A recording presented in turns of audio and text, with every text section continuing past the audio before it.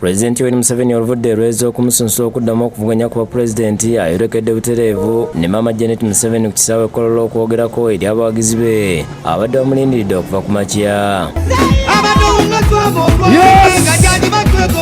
Museveni mu kwogera kwasoose kwebaza abamusembye okuvuganya ku kifo kino kw'ossa n'abamu emikono egyamusemba okumusunsula olwaliro ku kifo kya Pulezidenti. I want to thank all of you, the NRM membership, for supporting my candidature. Annyodde nti mu kisanja kino essira waakuliteeka mu kugoba obwavu mu bantu nga bayita mu kulunda n'okulima. Abalaze abamu ku balunzi n'abalimi abakuukuutivu nga bagoberera byazze ng'asomesa bulijjo nkati beenogera ensimbi. Joseph Ijala obuserere. Bw'ogenda ku by'obulimu ayagala okutuwa betulabirako nga Ijala okuva Esserere. Museveni annyonnyodde nti gavumenti esobodde okuzimba enguudo, amakolero n'okubunyisa amasannyalaze. Bw'ati annyonnyodde nti kati essira waakuliteeka kunyweza ebyo ebituukiddwako n'okubyongerako okutuusa eggwanga bwe lituuka mu luseero lw'amawanga agali yaddeyaddeko. We celebrate what we have achieved, but we are going to make a leap forward, qualitative leap forward, to cover what we have not yet covered and go to new levels. Batase bannayuganda obutabuzaabuzibwa era n'akakasa nti mu kisanja ekiddako waakukakasa nti ennyingiza y'amaka ekwatibwako nnyo. You start with production. Otandika na kubaako kyokola. You get money. N'ofuna sente. Then you distribute. Museveni alaze ne wa Uganda weetuuse mu kukola ebyamaguzi ebyenjawulo okuli ne bbaasi ezikolebwa kampuni ya Kira Motors nga n'olwekyo Uganda weeri yeetaaga kunyweza bunyweza ebituukiddwako. Those buses you see are all built here in Jinja. Ebbaasi ezo zonna ze mulabwa zikolerwa wano e Jinja mu Uganda.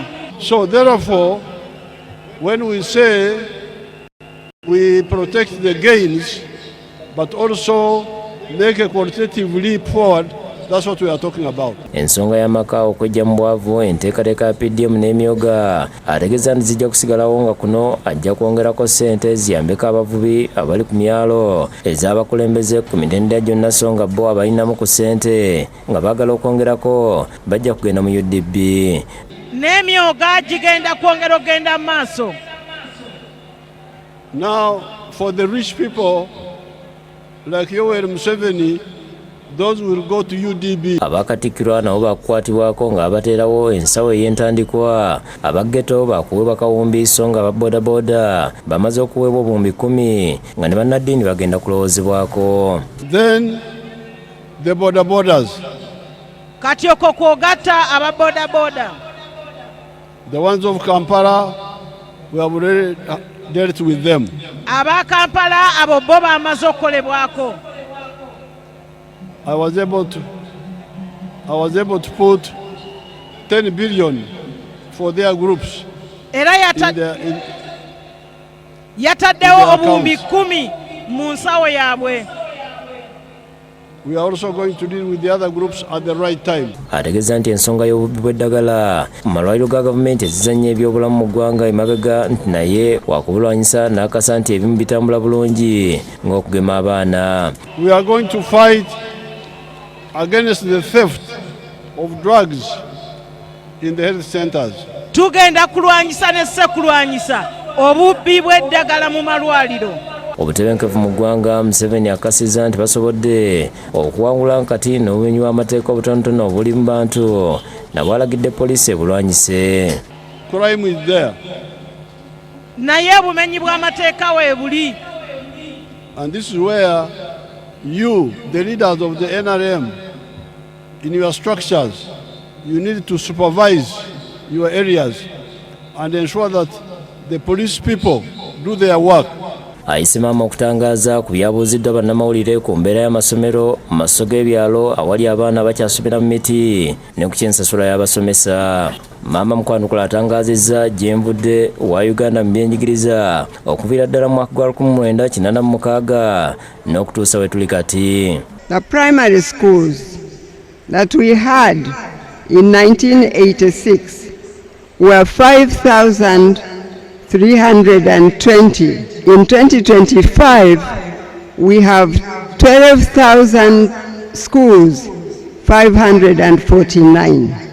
Agambye nti gavumenti y'NRM ekoze bingi okutumbula ebyenjigiriza era nga n'ebirala bingi bigenda kutuukibwako kasita bannayuganda bassa mu Pulezidenti obwesige ne bamwongera ekisanja okutuukiriza ebisigalidde. I believe that all these gaps will be filled and all the schools will be sufficient in the whole country, and those schools that need rehabilitation will be rehabilitated.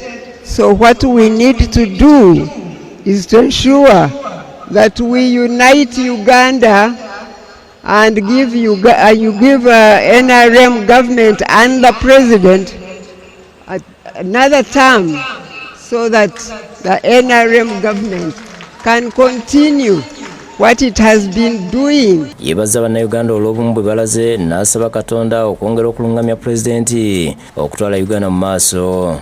And I honestly congratulate you because this shows a very good picture that we are united and we are one people under God.